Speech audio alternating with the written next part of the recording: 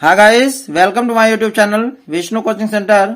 आज हम लोग क्लास 12 केमिस्ट्री के न्यूमेरिकल पढ़ेंगे जो कि बोर्ड एग्जामिनेशन के लिए बहुत इंपॉर्टेंट है। 5 ऐसे क्वेश्चन मैं लेकर के आया हूं जो कि परीक्षा के दृष्टिकोण से बहुत इंपॉर्टेंट है और आप लोग शुरू से अंत तक इस वीडियो को देखिएगा, निश्चित रूप से समझ में आएंगे और बोर्ड एग्जामिनेशन में भी आएंगे। तो प्यारे दोस्तों, आप सभी लोग मेरे साथ साथ अपनी अपनी कॉपी निकाल लें, कलम निकाल लें और नोट भी करते जाएं और समझते भी चलें। और यदि आपको ये वीडियो पसंद आए तो मेरे चैनल को लाइक, सब्सक्राइब और शेयर करना बिल्कुल मत भूलिएगा। तो प्यारे दोस्तों, देखिए पहला क्वेश्चन क्या कह रहा है कि 58.5 ग्राम NaCl में इकाई सेलों की संख्या ज्ञात करें। और यहाँ दिया Na बराबर 23 और Cl बराबर 35.5। तो यहाँ सबसे पहले आप हल लिखें। कह रहा है कि 58.5 ग्राम NaCl, यानी जो भी हमारा मान जो है किसमें ग्राम में दिया हो तो वह क्या होता है, भार होता है। यानी 58.5 ग्राम दिया है तो यानी यह हमारा क्या हो गया, W बराबर कितना हो गया, 58.5 ग्राम। यहां तक समझ में आया दोस्तों। तो स्मॉल W का मान कितना आ गया, 58.5 ग्राम। और इसके बाद NaCl का आणविक द्रव्यमान निकाल लीजिएगा। NaCl का आणविक द्रव्यमान, ठीक है, NaCl का आणविक द्रव्यमान। तो आणविक द्रव्यमान को किससे व्यक्त करेंगे हम, यम से। यानी M बराबर आणविक द्रव्यमान कैसे निकलेगा, यहां देखें NaCl है ना, तो Na का मान कितना दिया है, 23। यानी NaCl यानी Na का मान कितना है, 23 और Cl का मान दिया है 35.5। तो इसको आप ऐड कर दो, जोड़ दो, तो कितना आएगा बताइए। इसको जोड़ने पे कितना आएगा, 58.5 ग्राम मोल इनवर्स। ठीक है। अब हमसे इस प्रश्न में क्या पूछ रहा है, इकाई सेलों की संख्या ज्ञात करें। हमसे पूछ रहा है इकाई सेलों की संख्या। क्या पूछ रहा है, इकाई सेलों की संख्या। ठीक है। तो इकाई सेलों की संख्या बराबर क्या होता है, अणुओं की संख्या बटे 4। ये 4 कैसे आया, क्योंकि प्रत्येक इकाई सेल में परमाणुओं की संख्या कितनी होती है, 4 होती है। तो इकाई सेलों की संख्या निकालना हो तो सूत्र हो जाएगा अणुओं की संख्या बटे क्या, 4। अब इसका मतलब हमें अणुओं की संख्या नहीं पता है, अणुओं की संख्या हमें पता नहीं है। तो सबसे पहले हम अणुओं की संख्या निकाल लेते हैं ऊपर। अणुओं की संख्या, तो अणुओं की संख्या बराबर सूत्र क्या होता है, W बटे यम गुणे अवोगाद्रो संख्या। क्या सूत्र होता है, अणुओं की संख्या बराबर W/m गुणे अवोगाद्रो संख्या। तो W का मान क्या है, 58.5 बटे यम का मान कितना आया है, 58.5 गुणे अवोगाद्रो संख्या। इसका मान कितना होता है, अवोगाद्रो संख्या का मान होता है 6.022। क्या होता है, 6.022 गुणे 10 के घाते कितना, 23 मोल इनवर्स। समझ में आया। यानी 6.022 गुणे 10 के घाते 23 मोल इनवर्स होता है।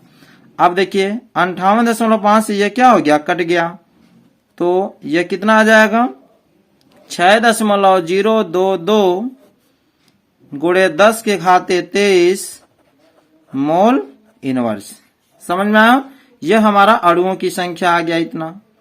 तो इकाई सेलों की संख्या पूछ रहा है ना, तो तो इकाई सेलों की संख्या अणुओं की संख्या बटे 4 होता है।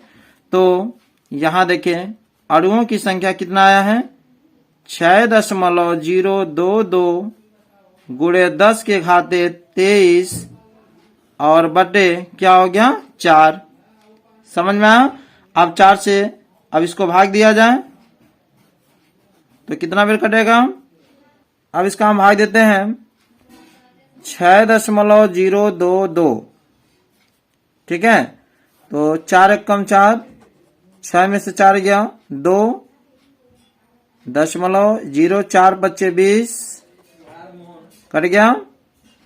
ठीक है, फिर 2 उतारिए यानी कितना बच जाएगा, या डबल अंक उतारना पड़ेगा तो यानी 0, 4 बच्चे 20 यानी 1.505 हो गया। 1.505 गुणे 10 के घाते 23।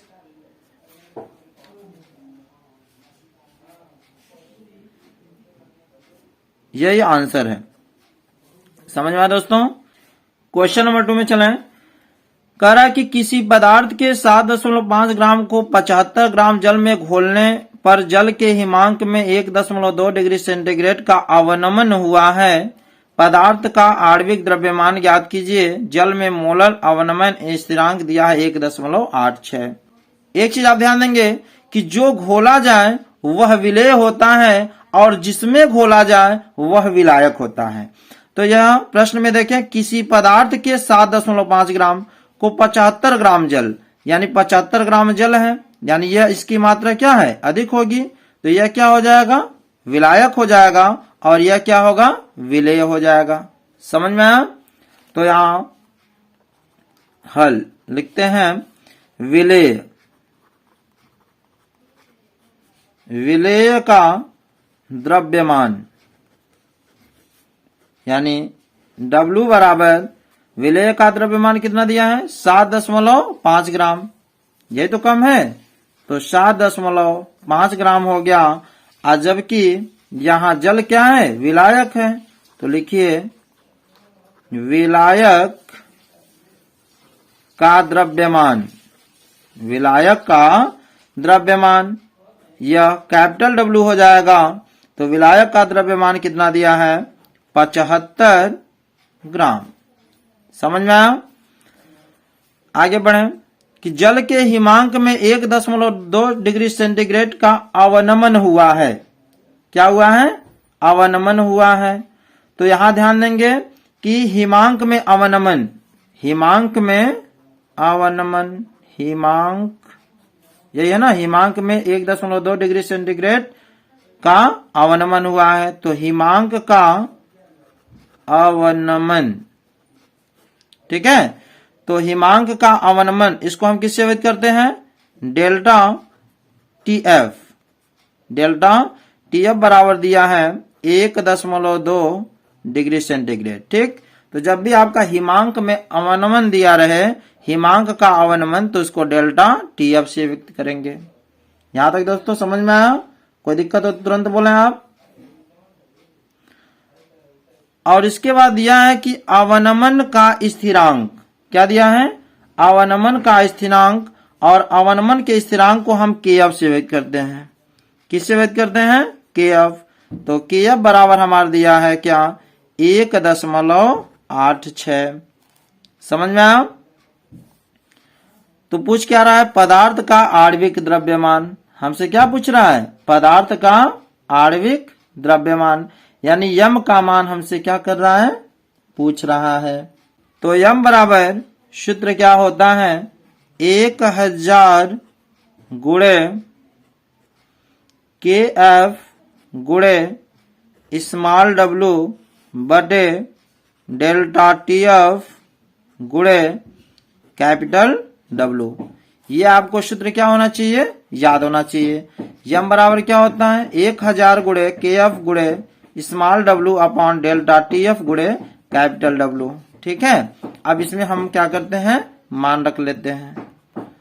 तो यहां देखिए क्या है 1000 गुणे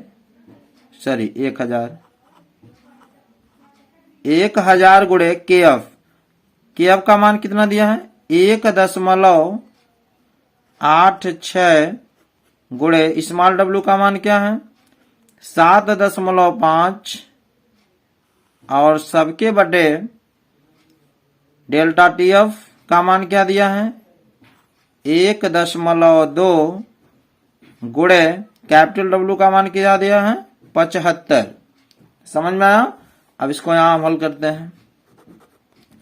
तो m बराबर, आप ध्यान दें, जो कटने योग्य है उसे आप काट लें पहले। यहां ध्यान दें कि दशमलव के बाद यहां 1.2 है और यहां भी 7.2 है। तो यहां ध्यान दें 1.2 है और 7.5 है। तो यहां भी दशमलव के बाद एक अंक है और यहां भी दशमलव के बाद एक अंक है। तो यह दशमलव क्या हो जाएगा, ऑलरेडी हट जाएगा। तो यहां हम लिख सकते हैं कि m बराबर 1000 गुणे 1.86 गुणे क्या हो जाएगा 75 बटे 12 गुणे 75। ये देखिए दशमलव के बाद एक अंक है और यहां भी दशमलव के बाद एक अंक है। तो दशमलव क्या हो गया, हट गया। अब यहां ध्यान दें तो हो जाएगा 75 से 75 क्या हो जाएगा, कट जाएगा, कट गया ना। तो m बराबर, अब हम क्या करेंगे, इससे काट देते हैं 3 से। 3 चौके 12, 0.3 छक्के 18, 3 दूनी 6, ठीक है। तो 0.6 हो गया। फिर 4 से काटिए, 4 दूनी 8, बचा 2, 4 बच्चे 20, 250, ठीक। तो m बराबर हो गया 250 गुणे 0.62। तो m बराबर, अब इसका आप मल्टीप्लाई कर दो तो कितना हो जाएगा 155, ठीक है, ग्राम मोल इनवर्स, ठीक है। यही आंसर है। समझ में आया दोस्तों। तो इसको आप लोग भी नोट कर लें। तो फिर नेक्स्ट अगले क्वेश्चन में हम चलें। देखिए क्वेश्चन नंबर 3 में क्या कह रहा है कि एक प्रथम कोट की अभिक्रिया 60 मिनट में 75% पूर्ण हो जाती है। इस अभिक्रिया की अर्ध आयु ज्ञात करें। अब यहां लिखें हल। t बराबर 60 मिनट दिया है। कितना मिनट दिया है, 60 मिनट। समझ में आया। t का मान कितना दिया है, 60 मिनट। अब यहां ध्यान देंगे आप, फिर क्या कह रहा है कि 75% पूर्ण हो जाती है। याद रखिएगा, कभी भी आपसे कहे अर्ध आयु वाले प्रश्न में कि 75% पूर्ण हो जाती है, 30% पूर्ण हो जाती है, 85% पूर्ण हो जाती है, तो उसकी प्रारंभिक सांद्रता जो होती है वह A बराबर 100 होती है। तो यहां एक चीज ध्यान देंगे कि लिखेंगे कि प्रारंभिक सांद्रता A बराबर 100। ये कब आप A बराबर 100 मानेंगे, जब दिया रहेगा 75% पूर्ण हो जाती है, 30% पूर्ण हो जाती है, ठीक है। समझ में आया कि नहीं आया। तो प्रारंभिक सांद्रता उसको A मान लेंगे। तो A बराबर कितना हो गया 100%। तो A बराबर कितना हो गया 100। समझ में आया। उसके बाद आप तुरंत निकालेंगे शेष सांद्रता। क्या निकालेंगे, शेष सांद्रता।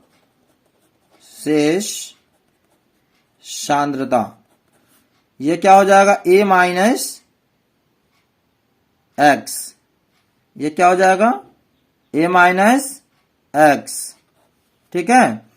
तो A का मान कितना है 100 और माइनस एक्स। एक्स का मान क्या है, जो भी आपसे कहेगा 75% पूर्ण हो जाती है, 30% पूर्ण हो जाती है, 40% पूर्ण हो जाती है, तो एक्स का मान हो जाएगा, मतलब उतना घटा देंगे, माइनस क्या कर देंगे 75। तो 100 में से आप 75 जब घटाएंगे तो 25 हो जाएगा। इतना समझ में आया। तो कभी भी अगर क्वेश्चन में अर्ध आयु ज्ञात करें, ऐसे क्वेश्चन जब भी आ जाए तो इतना ध्यान रखेंगे कि 75% 30% पूर्ण हो जाए, ऐसी बात कहे तो प्रारंभिक सांद्रता A मान लीजिएगा, उसके बाद शेष सांद्रता A माइनस एक्स कर लीजिएगा। तो 100 में से जो भी परसेंटेज में मान दिया है उसको घटा दीजिएगा। तो क्या हो गया 25 हो गया।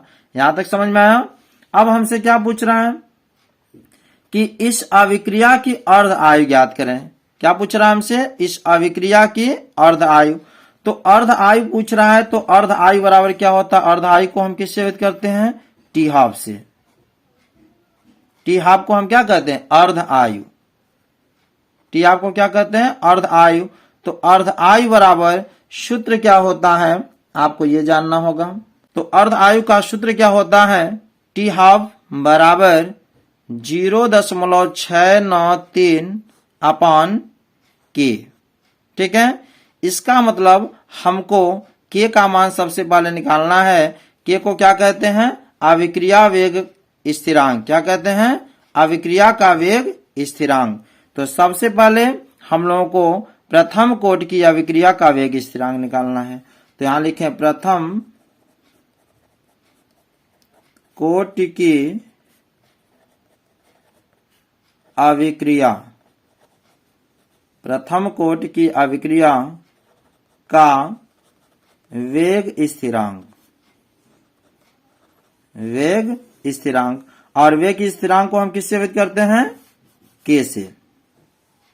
ठीक है, तो के बराबर सूत्र होता है, सूत्र नोट कर लेंगे, 2.303 अपॉन टी लॉग ए अपॉन ए माइनस एक्स। समझ में आया? तो जब भी आपको इतना ध्यान रखेंगे, प्रथम कोटि की अभिक्रिया का वेग स्थिरांक निकालना हो तो सूत्र होता है के बराबर 2.303 अपॉन टी लॉग क्या? ए अपॉन ए माइनस एक्स। तो इससे हम सबसे पहले किसका मान निकाल लेते हैं? के का। ठीक है, जब के का मान निकल जाएगा तो हम अर्ध आयु निकाल लेंगे, क्योंकि के की मान की हमें क्या है? जरूरत है। तो यहां आप मान लिख दीजिए। तो 2.303 अपॉन टी, टी का मान क्या दिया है? 60 और लॉग 2 ए, ए का मान कितना है? 100 अपॉन ए माइनस एक्स, ए माइनस एक्स का मान कितना आया है?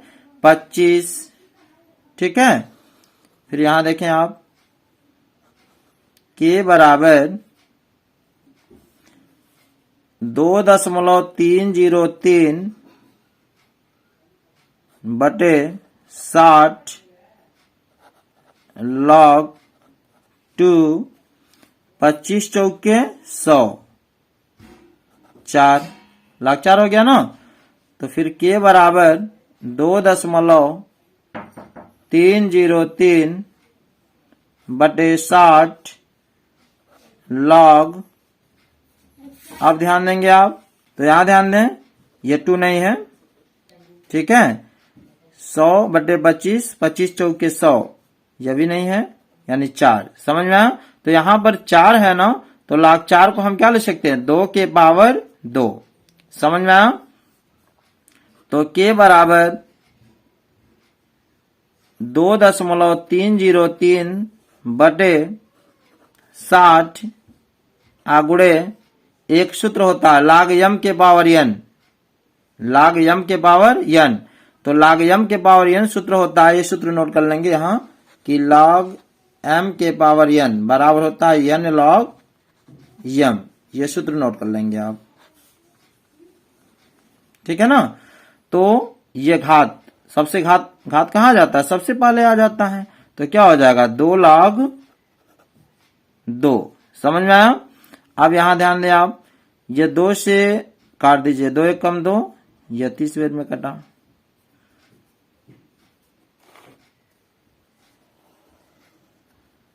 अब यहां पुनः जैसे जैसे मैं बता रहा हूं यहां लिखते जाएंगे, इसके बाद यहां आ जाएंगे, के बराबर क्या बचा? 2.303 अपॉन 30 गुणे log 2। log 2 का मान कितना दिया है? यहां ध्यान दें, 0.3010। क्या दिया है? 0.3010। तो के बराबर, अब हम क्या करते हैं, इसमें मल्टीप्लाई कर देते हैं। तो इसका इसमें मल्टीप्लाई जब करेंगे तो हमारा आ जाएगा 0.30 6932 समथिंग आएगा और अपॉन 30 हो गया, भाग देंगे तो के का मान आ जाएगा 0.023। ठीक है, अब हमसे क्या पूछ रहा है, इस अभिक्रिया की अर्ध आयु ज्ञात करें। तो अभिक्रिया की अर्ध आयु कह रहा है, तो अर्ध आयु बराबर क्या होता है, टी हाफ को हम कहते हैं अर्ध आयु। अर्ध आयु, तो अर्ध आयु पूछ रहा है तो सूत्र होता है 0.693 अपॉन के। तो इसमें मान रख दीजिए आप कि 0.693 अपॉन के का मान क्या है 0.023। ठीक है, और इसका जब हम भाग देंगे, देखिए दशमलव के बाद यह है 3 अंक और दशमलव के बाद यह 3 अंक है, तो ये दशमलव से दशमलव क्या हो जाएगा, हट जाएगा, तो क्या बचेगा 693/23। इसमें भाग दिया जाए 30.1 मिनट। समझ में आया, तो यही हमारा क्या है आंसर है। तो क्वेश्चन नंबर 4 में देखिए क्या कर रहे हैं कि प्रथम कोटि की अभिक्रिया के लिए वेग स्थिरांक के, यहां लिखे हल के का मान दिया हुआ है। देखिए के का मान कितना दिया है 2.54 गुणे 10 के घाते -3 यस इनवर्स। ठीक है, यह हमारा के का मान क्या किया है, दे दिया है। फिर आगे चलिए पढ़िए, इनकी 3/4 आयु की गणना करें। हमें 3/4 आयु की गणना करना है, तो 3/4 आयु की गणना यानी t3/4 का मान हमसे क्या कर रहा है, पूछ रहा है। तो अब यहाँ पर इसका भी, जैसे यहाँ प्रारंभिक सांद्रता ये माने थे ना, तो यहाँ लिखेंगे कि प्रारंभिक सांद्रता बराबर क्या हो गया ए, और उसके बाद जैसे ए प्रारंभिक सांद्रता ए बराबर 100 माने थे, तो याद रखिएगा इस सवाल में जैसे ए बराबर 100 माने थे, ए बराबर 100 कब मानेंगे, जब 75% पूर्ण, 30% पूर्ण, 45% पूर्ण दिया हो तो यहाँ ए बराबर 100 मानेंगे। लेकिन जब वह मान न दिया हो 75%, 30% पूर्ण, तो वहां पर हम ए ही रहने देंगे प्रारंभिक सांद्रता, और ए माइनस यक्स जो होगा, ए माइनस यक्स का मान जब निकालेंगे तो ए माइनस यक्स बराबर क्या हो जाएगा, ए माइनस यहाँ क्या कह रहा कि 3/4, और वहां पे क्या कर रहा था 75% पूर्ण, और यहाँ 3/4। ठीक है, तो 3/4 आयु की गणना करने के लिए हमसे कह रहा है, तो यहाँ a माइनस यक्स का मान हो जाएगा 3/4। ठीक है, a हो जाएगा, क्या हो जाएगा 3/4 a। समझ में आया, तो जब भी आपसे 75% 30% वाली बात कही जाए, a बराबर 100 मान लीजिएगा, और a माइनस यक्स यानी 100 में से जो भी मान दिया रहेगा परसेंटेज में उसको घटा दीजिएगा। लेकिन परसेंटेज में ना दिया रहे तो हम प्रारंभिक सांद्रता a मान लेंगे, और a माइनस यक्स का जो मान होगा, जो चौथाई तिहाई दिया रहेगा, उसको हम क्या करेंगे, घटा देंगे। तो यहाँ देखिए इसके बट्टे हम एक मान सकते हैं कि नहीं मान सकते हैं, बिल्कुल मान सकते हैं। तो एलसीएम क्या हो गया 4 हो गया। अब तिरिया गुणा किया जाए, 4 में a का गुणा होगा तो 4a, और यहाँ 1 में 3a का गुणा होगा तो 3a, तो घटाइए, यानी 4 में से 3a, 4a में से 3a घटाएंगे तो क्या होगा, 1 लिखा नहीं जाता, a/4, यानी a माइनस यक्स का मान आ गया a/4, और a का मान तो क्या है a ही रहेगा। अब हमसे कह रहा है इसकी 3/4 आयु की गणना करें। क्या कह रहा है, 3/4 आयु की गणना करें। ये बताइए कौन सी कोटि की अभिक्रिया है, प्रथम कोटि की अभिक्रिया है ना, बोलिए। तो यहां लिखेंगे हम कि प्रथम कोटि की अभिक्रिया, हम क्या लिखेंगे, प्रथम कोटि की अभिक्रिया के लिए। समझ में आया, प्रथम कोटि की अभिक्रिया के लिए। तो प्रथम कोटि की अभिक्रिया के लिए यानी प्रथम कोटि की अभिक्रिया का सूत्र क्या बताए हैं, देखिए यहाँ है K बराबर 2.303 अपॉन टी लॉग ए माइनस यक्स। समझ में आया कि नहीं आया, बताइए। यहां तक कोई दिक्कत, कोई समस्या अगर हो तो बताएं आप लोग पहले। अब हमसे क्या पूछ रहा है इसमें, 3/4 यानी टी, जो टी है वह क्या है 3/4 है। तो क्या इसको मैं लिख सकता हूं K बराबर 2.303 अपॉन टी 3/4 लिख सकता हूं कि नहीं, क्योंकि 3/4 इसमें कह रहा है। बोलिए टी 3/4 कर दीजिएगा और लॉग ए का मान रख दीजिए, ना हो तो ए का मान क्या है, ए ही है, और ए माइनस यक्स का मान हम अभी निकाले थे। ए माइनस यक्स का मान क्या है, देखिए A/4। तो यहां हम लिख देंगे क्या, A/4। समझ में आया कि नहीं आया। अब देखिए K बराबर 2.303 अपॉन टी 3/4 लॉग, अब देखिए ए से क्या हो गया, कट गया। तो जब 4 संख्या हो, जैसे ए को A/1 मान ही सकते हैं, मान सकते हैं ना, तो ये 4 कहाँ चला जाएगा, ऊपर चला जाएगा। देखिए यहां मैं समझा देता हूं कि जैसे ए है यहाँ पे, तो ए को A/1 मान सकते हो, और यहाँ फिर A/4 है, तो ये नीचे वाला ऊपर, ऊपर वाला नीचे, यानी गुणे 4 क्या हो जाएगा, ए से कट गया, क्या बचा, 4 बचा। समझे, तो यही मैंने क्या लिखा है यहाँ पे, 4 लिख दिया। अब हम यहाँ एक चीज ध्यान देंगे कि K बराबर क्या हो जाएगा यहाँ पे पुनः, कि 2.303 टी 3/4 और लॉग, क्या 4 को मैं 2 के पावर 2 लिख सकता हूं कि नहीं, बोलो। और इसके पहले अभी मैं एक सूत्र बताया था, देखो यहाँ पे, कि log m के पावर n क्या होता है, n log m, जो घात होता है वो कहाँ जाता है, पहले आ जाता है। तो यहाँ पर भी हम वही प्रक्रिया कर देते हैं कि जो घात है उसको पहले लिख देता हूं, तो हो जाएगा क्या, K बराबर 2.303 टी 3/4, यह 2 log क्या हो जाएगा, 2 पहले आ जाएगा। समझ में आया, चलिए आगे देखें। अब इसके बाद जो है